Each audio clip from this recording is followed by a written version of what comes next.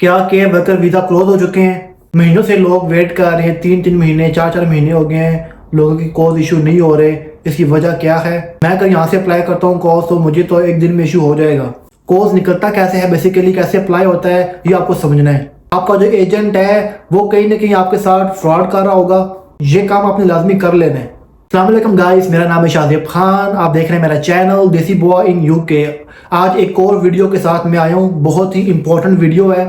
Video ज़्यादा लंबी नहीं करूँगा मैं, बड़े ही इंपॉर्टेंट पॉइंट्स हैं जो आपको समझने हैं कि जो कॉज है वो डिले क्यों हो रहा है, एजेंट क्या आपके साथ फ्रॉड तो नहीं कर रहा। आपने एजेंट से भी एविडेंस मांगना है अगर आपने एजेंट के थ्रू अप्लाई किया हुआ है। और ये भी मैं बताऊंगा आपको कि आपका जो कॉज है वो डिले क्यों हो रहा है, कहीं वर्क वीज़ा क्लोज तो नहीं हो गया सच में। और उसमें भी बात करेंगे होम ऑफिस इतना टाइम क्यों लगा रहा है। अगर आपका केस जेन्युइन है, आपने एजेंट के थ्रू अप्लाई किया हुआ है और सब चीज़ें ओके हैं, अगर CQC से रजिस्टर्ड आपकी कंपनी, तो होम ऑफिस इतना टाइम क्यों लगा रहा है। तो इन सब टॉपिक्स पे बात करेंगे।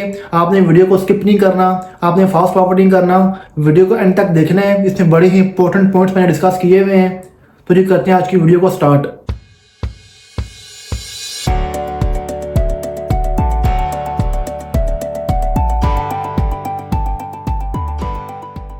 गाइस पहले होता क्या था जी कि नॉर्मली लोग क्या करते हैं, वो खुद से अप्लाई नहीं करते। ये मेरा गिला लोगों के साथ, वो खुद से अप्लाई नहीं करते, वो अप्लाई करते हैं जी एजेंट के थ्रू। हज़ारों की तादाद में ऐसी जॉब्स अवेलेबल होती हैं ऑनलाइन, जो कि कंपनीज आपको फ्री स्पॉन्सरशिप प्रोवाइड करती हैं।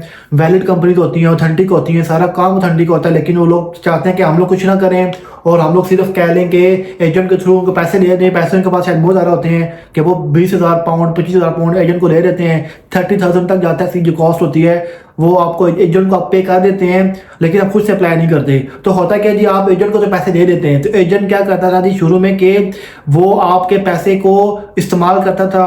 वो उसने कॉज के लिए अप्लाई किया ही नहीं होता था, तो वो बोलता था जी मैंने अप्लाई कर दिया है, आपको आज मिल जाएगा, आपको कल कॉज मिल जाएगा, आपको हफ्ते बाद मिल जाएगा। दूसरे लफ्ज़ में बोलूँ तो वो ना आपको गोली खा रहा था, वो आपका अप्लाई नहीं करता था, लेकिन बोला था मैंने अप्लाई कर दिया है। लेकिन अब हुआ क्या है, अब जो एजेंट आपको बोल रहा है कि यार मैंने अप्लाई किया हुआ है लेकिन होम ऑफिस की तरफ से डिले आ रहा है, इस टाइम वो सच बोल रहा है, बाकी में होम ऑफिस की तरफ से डिले आ रहा है। अब डिले आ क्यों रहा है, आपने इस चीज़ को समझना है कि जो केयर होम का वीज़ा है, अब जो 2022 की जो रिपोर्ट आई थी यूके में, उसमें इतनी ज़्यादा तादाद में, लाखों की तादाद में जो डिपेंडेंट साथ आए थे केयर वर्कर वीज़ा पे, लेकिन जो एक्चुअल केयर वर्कर पे जो काम करने वाले थे उनकी तादाद बहुत ज़्यादा कम थी, लेकिन जो डिपेंडेंट्स थे उनकी तादाद लाखों में थी।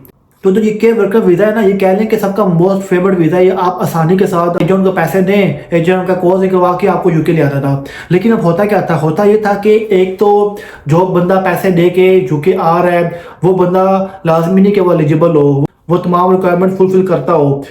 एक रिक्वायरमेंट होती थी जी इंग्लिश की। आपको पता है जी इंग्लिश बहुत लाजमी है, आइल्स करना बहुत लाजमी है। तो क्या कहता था जी एजेंट, वो कहता था कि मैं आपका काम करवा दूंगा, आप मुझे पैसे पे कर दें, आपको जो सर्टिफिकेट है मैं बनवा लूंगा।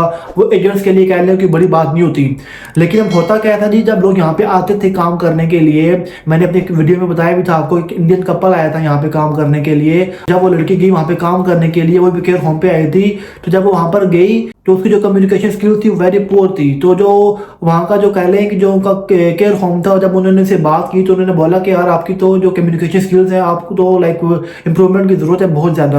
उन्होंने बोला कि आप पहले जाएँ, आप पहले कोर्स करें, उसके बाद हम आपको जॉब ऑफर करेंगे। तो वो बेचारी सर पकड़ के बैठ गई।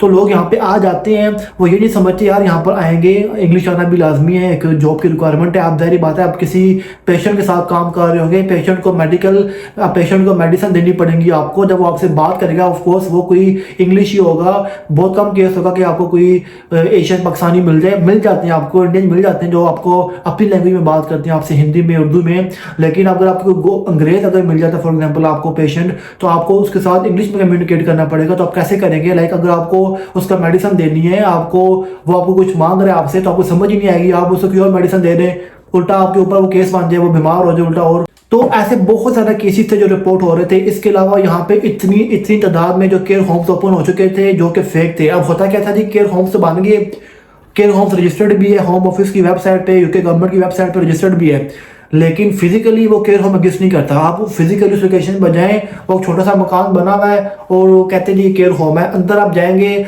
ना, वो केयर होम का कोई माहौल बना हुआ है, ना वो कह रहे हैं कि जो वो SOPs होते हैं केयर होम के, ना वो SOPs फॉलो कर रहे हैं, वो कुछ भी नहीं, सिंपल मकान बना हुआ है। जस्ट उन्होंने डॉक्यूमेंट में डिक्लेयर कर दिया कि ये केयर होम है। तो वो करते क्या थे जी कि वो एजेंट के साथ मिलके एजेंट और केयर होम आपस में मिल के 25,000 पाउंड का, 30,000 पाउंड का वो कोर्स निकलवा के इंडिया से, पाकिस्तान से, बांग्लादेश से, श्रीलंका से, जहाँ से भी एजेंट ने बुलवाना है बंदे को, वहाँ से वो उस एम्प्लॉय को यहाँ पे यूके ला के तो छोड़ दिया।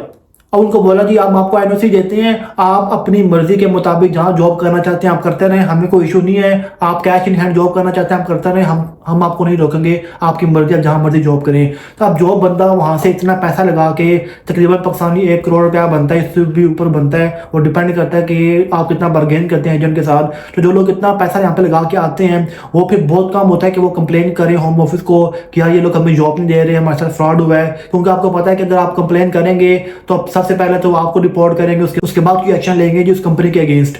लेकिन अब हुआ क्या है जी, होम ऑफिस को कंप्लेन मिलती नहीं है टाइम टू टाइम। तो होम ऑफिस ने बहुत बड़ा एक्शन लिया है जिसमें उन्होंने कह लें कि हज़ारों की तादाद में जो कंपनी से, जो ऐसी फेक कंपनीज बनी हुई थी, उनके जो लाइसेंस थे वो रिवोक कर दिए हैं। अब लाइसेंस रिवोक हो चुके हैं। साथ इसमें उन्होंने एक ये बात बोली है कि अब जो कंपनी CQC के साथ रजिस्टर्ड होंगी सिर्फ वही कंपनी तो आपको बुला सकती है। CQC का काम है वो चेक करना, क्वालिटी ये रेगुलेट करता है जी केयर होम को, कि जो एक SOPs होता है केयर होम का वो फॉलो कर रहा है या नहीं कर रहा। तो केयर होम के पास क्लाइंट्स हैं नहीं है, पेशेंट्स हैं या नहीं है, वो अफोर्ड कर सकते हैं एम्प्लॉयज़ को, ओवरसीज एम्प्लॉयज़ को इंडिया से, पाकिस्तान से यहाँ पे लेके आ रहे हैं, क्या उनके पास जॉब है, क्या वो सैलरी पे कर सकते हैं, नहीं कर सकते। अब इस सारी चीज़ों को वो रेगुलेट कर रहे हैं।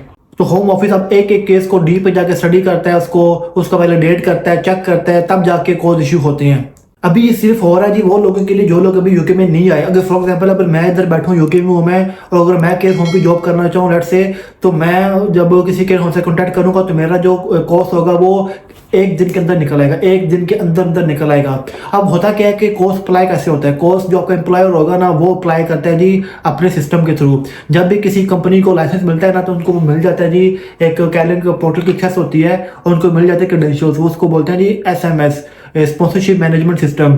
तो जो आपका एम्प्लॉयर होता है वो मैक्सिमम 10 मिनट लगती होंगे या 15 मिनट लगती होंगे इसको अप्लाई करते हुए, मैक्सिमम कह रहा हूँ मैं, तो वो सिस्टम से अप्लाई कर देते हैं। फिर वो with in 1 working day course issue हो जाता है। कोर्स इशू होने में इतना टाइम लगता नहीं है, लेकिन अभी क्यों टाइम लग रहा है इतना, क्योंकि अब होम ऑफिस चेक कर रहा है कि जो ये कंपनी है रजिस्टर्ड है नहीं है CQC के साथ। वो ये भी चेक कर रहा है कि ये कंपनी वाकई में वैलिड है, यहाँ पे बुलाने के बाद एम्प्लॉय को चीट तो नहीं करेगी, 2 नंबरी तो नहीं करेगी, उनके पास काम है, उनके पास इतने वर्किंग आवर्स हैं, उनके पास इतने पेशेंट्स हैं, क्या वो अफोर्ड कर सकते हैं एम्प्लॉय को यहाँ पे बुलाना, नहीं कर सकते। सारी चीज़ें जो वो डीप में जाके इसको चेक कर रहे हैं। इसके अलावा जो डॉक्यूमेंट्स हैं वो सारे वो मांग रहे हैं, वो चेक कर रहे हैं कि आपने इंटरव्यू कहाँ लिया था, आपने जॉब कहाँ पोस्ट की थी। तो एडिशनल इन्फॉर्मेशन है जो कि एम्प्लॉय से भी मांग रहे हैं और जो एम्प्लॉयर है उससे भी मांग रहे हैं। तो ये सब वजूहात है जिनकी वजह से आपका कोर्स डिले हो रहा है। अब वो कुछ लोग बोलेंगे जी मेरी कंपनी CQC के साथ रजिस्टर्ड है लेकिन अभी तक मेरा कोर्स इशू क्यों नहीं हो रहा। आपने किस चेक कर लेनी है कि जो आपका एजेंट है, क्या आपके एजेंट ने वाकई ही अप्लाई किया हुआ है। अगर फॉर एग्जांपल आपने एजेंट को पैसे दिए हुए हैं और आपने एजेंट को बोला है कि आप मुझे कोर्स निकलवा के दो, तो एजेंट ने बोला ठीक है मैं निकलवा के दे दूंगा कोर्स आपको, मुझे पैसे पे कर दिए, आपने उसको पैसे पे कर दिए। तो एजेंट अब आपको एजेंट बोल रहा है कि जो सा है गवर्नमेंट की तरफ से डिले आ रहा है, आप उससे प्रूफ मांगे कि मुझे दिखाएं कि आपने वाकई में अप्लाई किया हुआ है या नहीं किया हुआ। ऐसा तो नहीं है कि वो इस आड़ में, क्योंकि वाकई में डिले आ रहा है, लेकिन ऐसा तो नहीं है कि आपका जो एजेंट है वो इस आड़ में आपके साथ झूठ बोल रहा हो, आपको झूठ बोल रहा हो कि यार आपके साथ गलत बयानी कर रहा हो कि मैंने अप्लाई करवा दिया लेकिन ये गवर्नमेंट की तरफ से डिले आ रहा है, लेकिन उसने अप्लाई किया वही ना हो और वो कुछ महीने, 2 महीने, 4 महीने आपके पैसे इस्तेमाल करता रहे और बाद में कुछ पैसे काट ले और बोले कि अभी तो जो कंपनी है वो बंद हो गई है या कंपनी का लाइसेंस कैंसिल हो गया तो हम आपको अब कोर्स नहीं दे सकते, आप अपने पैसे रख लें, ये एप्लीकेशन फी थी, आपके साथ फ्रॉड ना कर रहा हो। तो आप उससे सबूत मांगे, मुझे एविडेंस दें आपने कैसे अप्लाई किया हुआ है, आप मुझे कोई स्क्रीनशॉट भेजें, मुझे कोई ईमेल दिखाएं कि आपने वाकई अप्लाई किया हुआ या नहीं किया हुआ।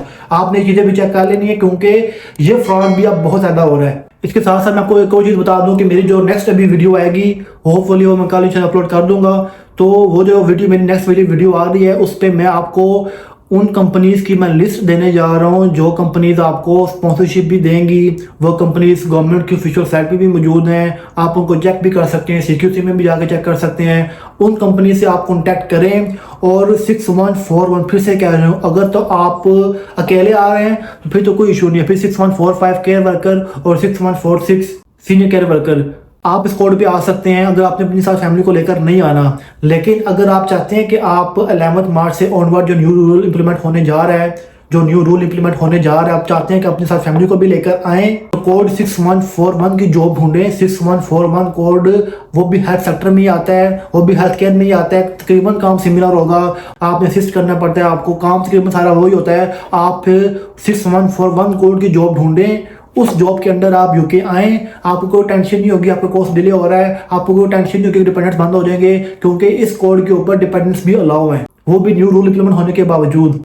तो वो आपने मेरी वीडियो का लाजमी देखनी है ताकि आप अप्लाई करें, खुद से अप्लाई करें, डिपेंड ना हो किसी के ऊपर। थोड़ा डिले हो जाएगा काम, अगर आपको वैसे एजेंट के थ्रू अगर आपका काम हो रहा है 1 महीने में, तो ये भी गारंटी नहीं कि बाद में 2 नंबरी ना करें आपके साथ, या जो केयर होम है वो 2 नंबरी ना करें आपके साथ। आप खुद से अप्लाई करें, थोड़ा सुकून से अप्लाई करें, पैसे भी आपके बचेंगे, 1 रुपया भी आपको देना नहीं पड़ेगा एजेंट को, 1 रुपया देना नहीं पड़ेगा आपको केयर होम को। जो केयर होम होगा वो आपको फ्री ऑफ कॉस्ट आपको कोर्स इशू करा के देगा।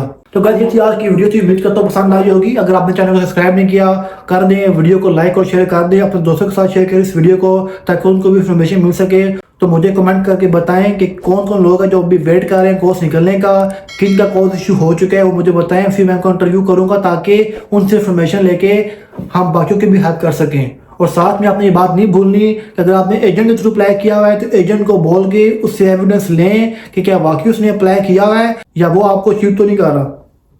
तो ये देखते रहिए मेरा चैनल देसी बॉय इन यूके।